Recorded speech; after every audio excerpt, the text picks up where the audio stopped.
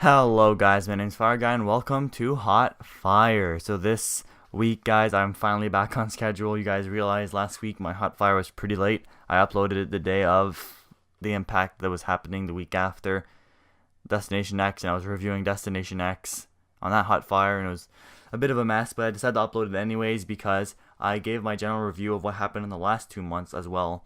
So I thought it was a good catch up for me and for the viewers that wanted to know my opinion on what happened the last few months and overall just the whole GFW thing that's been happening. So obviously this week is for the Impact Wrestling episode that aired August 24th, 2017.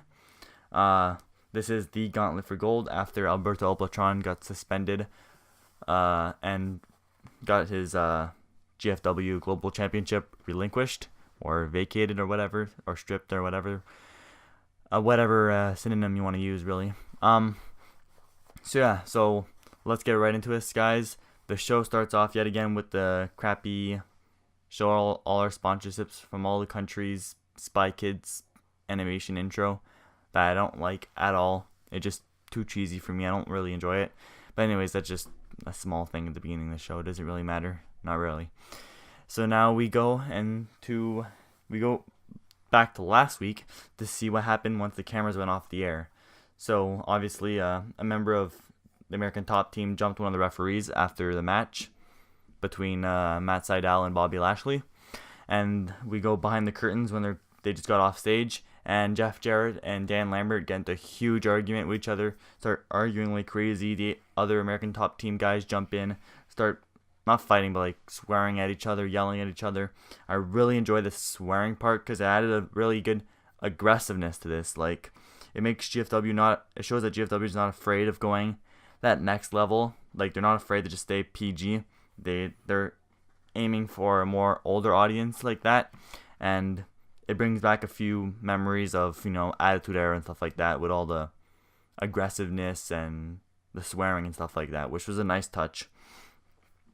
Anyway, so Scott D'Amore comes in, tries to stop the situation, trying to separate them. Bobby Lashley being the peacekeeper between both sides, since he works for both companies, obviously, trying to separate them as well. And then out of nowhere, I don't know why, but James Storm gets involved. I guess GFW didn't have anything creatively for him, so they just threw him in this stupid feud. He tries to stop them, starts yelling at everyone as well, and it cuts from there. Now we head to this week's episode. We see everyone coming into the arena with their luggage and stuff like that, and then Dan Lambert and Jeff Jarrett get into another confrontation. Not as violent as the first one or as sweary, but it was just as aggressive, and the show starts like that.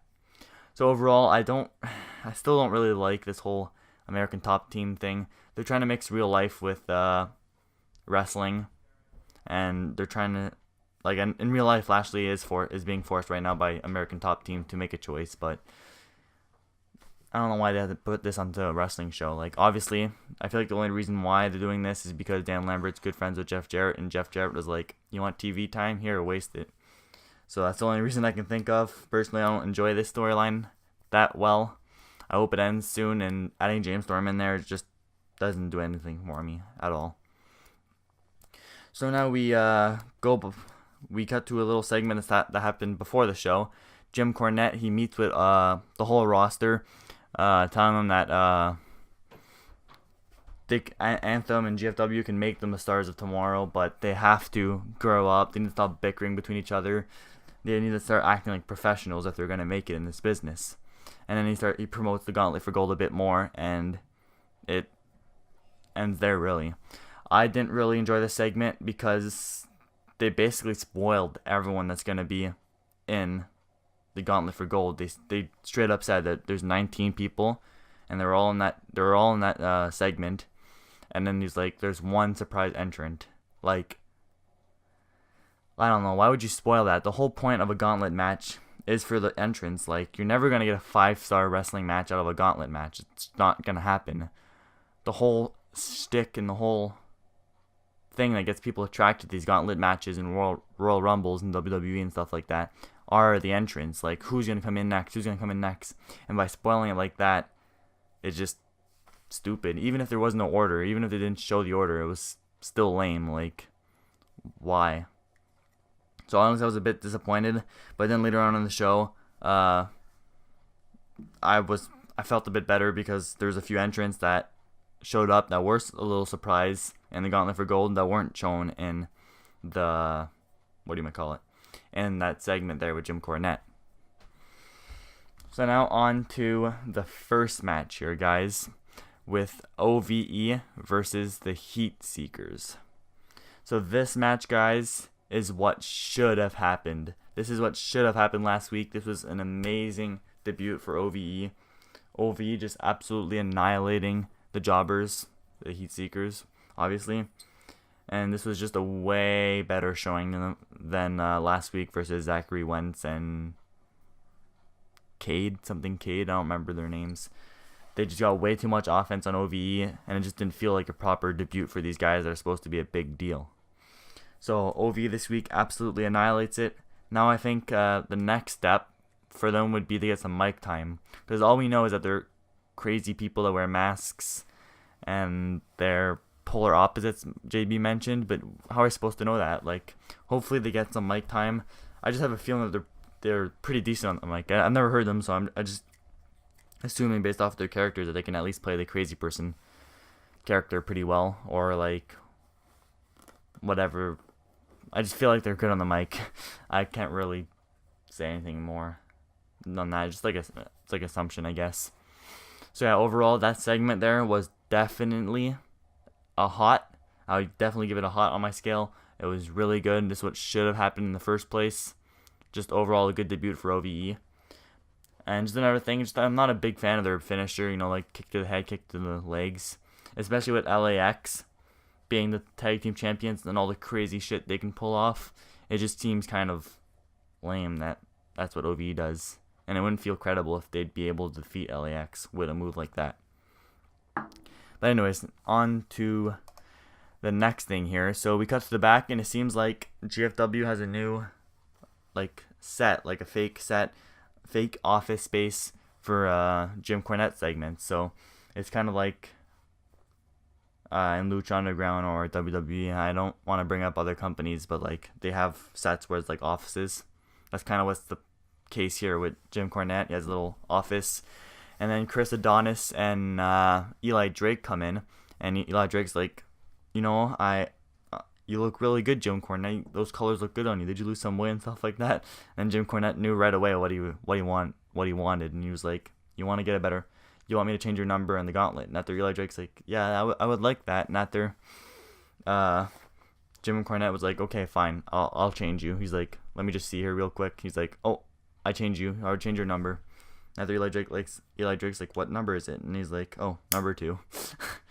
So Eli Drake gets super, super mad and says that Jim Cornette's going to pay for this. And he's like, why? This is the same number. It's the same thing. You both start off the same in the match. So overall, just a segment, I guess, just to get Eli Drake more screen time, which I personally enjoy. And just more stupid stuff happening. And obviously right away, Jim Cornette's already miles better than Bruce Pritchard. So hopefully they just don't put Dutch Mantel and Karen Jarrett on TV anymore, because I'm pretty sure Jim Cornette can do their job better. Well, not Dutch, but especially Karen Jarrett. Too much yelling. Anyways, next. Now it's time to go down to the ring, and Taryn Terrell has something to say. So Taryn Terrell returned last week at Destination X, costing Gail Kim the Knockouts Championship against Sienna. So she comes out in lingerie, I guess you could say. Sex appeal, stuff like that. And she's here to explain why she went after Gail last week. So Borash is there. He comes to ringside, and he asks her why'd you do this? And then Taryn Terrell was like, we used to be best friends, but when I left, Gail Kim would never call, would never message. I would text her, she would never reply, stuff like that, and that's why they're fighting again. He's like, we know. She's like, we had bumps in the road in our friendship, but this time our friendship's over, and blah blah blah blah. So obviously during this, she had the whole, relaxed, bitchy attitude, like super high pitched bitchy voice. So that's the one thing I think lots of people enjoyed about Taryn Terrell, is that she just wasn't good at this as a face, but she can play the bitchy rich girl attitude really, really well, and that's why she came off as such an amazing heel in the Dollhouse, and the leader of the Dollhouse was she was able to pull off an attitude like that, which pissed off a lot of people and made her a good heel. So obviously I enjoyed the segment. I would say it's definitely hot yet again. It was definitely really good. It was really short. Afterwards, I forgot to mention, Gail Kim came out and chased Taryn Terrell out of the ring, but then Gail Kim stayed in the ring just to silence their down to end that segment off. Gail Kim not saying a single word. So that's what I like too also about Gail Kim, is that she can play the silent, pissed off person really, really well, and the ferocity and the aggressiveness came off really, really well in this segment, especially at the end with a stare down, with Taryn Terrell just being happy and bitchy and not even caring, or pretending not to be scared. So after that, we get a little highlight package of the GFW live events, which was pretty cool. Then they do a really cool segment here where they promote the Gauntlet for Gold, where it's like black and white, and they show all the wrestlers flashing through the screen that are going to be in the Gauntlet for Gold, obviously leaving out the surprise entrance and stuff like that. And then they interviewed every wrestler saying why would they want to win the Gauntlet for Gold, why, for what reason, stuff like that. And I felt that was really, really cool and added a bit of importance to this Gauntlet for Gold that they threw together in like a matter of a week because of what happened in real life with Alberto El Patron. So anyways, now we see Lashley and American Top Team walk into Jim Cornette's office, and Jim Cornette right away is like, you know what, Lashley, you need to make a decision here. American Top Team or wrestling? We can't do both. And after Dan Lambert's like, yeah, that's what I've been saying. Yeah. And after Lashley says he has to be champion, he wants to be champion in GFW, and Cornette's like, you gotta earn it, man. And then Lambert's like, you have to pick one, man. You can only be the best in only one of these. You can't be champions both companies. It's not gonna work like that and stuff like that. And then Jim Cornette and Dan Lambert yell, and then they leave, and Lashley's like, this isn't the end of this. I'm still gonna be here. So definitely that segment felt a bit better because Jim Cornette was in it, but I still don't like this American Top Team stuff. It just isn't my... What's the expression here I could use? I don't know. Just, it's not my piece of the pie, I guess you could say. I don't know. Anyways, after that, we get a vignette for the return, not the return, but the debut of Taya Valkyrie, guys. So I am personally a big fan of Taya, especially with her work in Lucha Underground and AAA. Definitely from my home country, so obviously a little biased there. But super glad she's coming into GFW. The Knockouts roster definitely needs a veteran in there that can help the younger people come off as better in the ring and help them out. So definitely a good grab from GFW to get Taya Valkyrie in the ring for their company.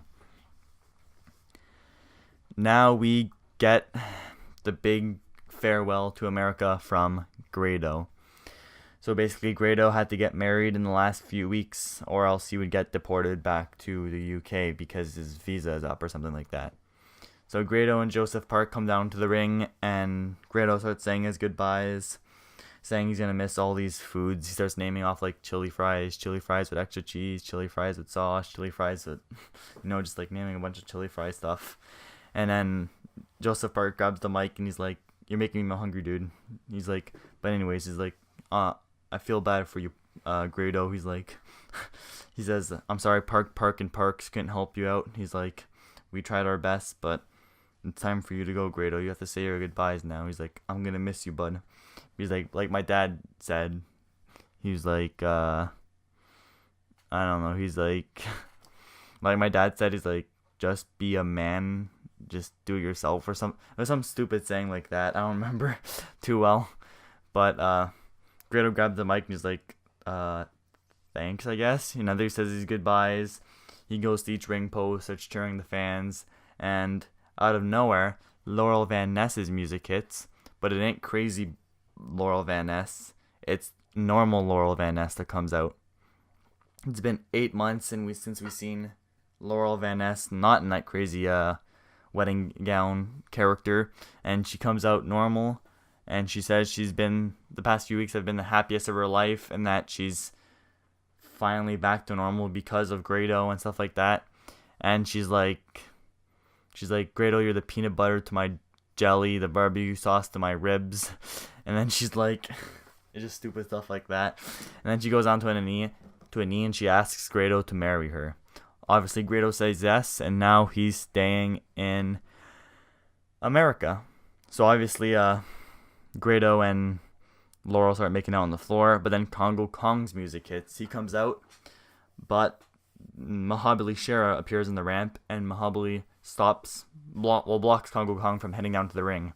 Congo Kong stares down Shera, and then Congo Kong just decides to leave. So obviously this spot would have gone to Tyrus if Tyrus would have stayed with the company, but as we know, he has departed from GFW. So obviously just a bit of not tweaking, but a bit of a flaw there in the storyline there. Why would Shera get involved if Tyrus was already involved? But Tyrus is gone, so they had to go with a second big dude, and Shera's the second big dude, so yeah, whatever. So then the segment ends there. So definitely interesting to see what they're going to do from now on with Laurel. Hopefully they don't make her a comedy act. She's definitely a bit green in the ring. She's not the greatest wrestler ever, but definitely she deserves to be more than just a comedy act, to me personally anyways.